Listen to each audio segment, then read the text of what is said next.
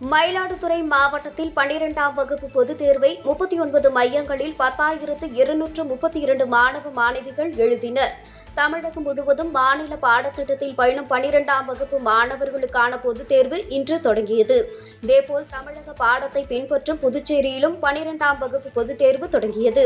இம்மாதம் 25ஆம் தேதி வரை நடைபெறும் இந்த தேர்வை தமிழகத்தில் மொத்தம் 8,11,057 மாணவர்கள் எழுதுகின்றனர். இதற்காக தமிழகம் முழுவதும் 316 தேர்வு மையங்கள் அமைக்கப்பட்டுள்ளன. முறைகேடுகளை தடுக்க மாநிலம் முழுவதும் பறக்கும் படைகள் அமைக்கப்பட்டுள்ளன. இதன் ஒரு பகுதியாக மயிலாடுதுறை மாவட்டத்தில் உள்ள மயிலாடுதுறை, சீர்காழி, குத்தாலம், தரங்கம்பாடி ஆகிய 4 வருவாய் வட்டங்களில் அமைக்கப்பட்டுள்ள 39 தேர்வு மையங்களில் 12ஆம் வகுப்பு பொதுத் தேர்வை 4,731 மாணவர்கள், 5,501 மாணவிகள் என மொத்தம் 10,232 மாணவ மாணவிகள் மொழி பாடத்தின் முதல் தாள் தேர்வை எழுதினர். தேர்வு மையங்களை மாவட்ட ஆட்சியர் ஸ்ரீகாந்த் நேரில் பார்வையிட்டு ஆய்வு செய்தார்.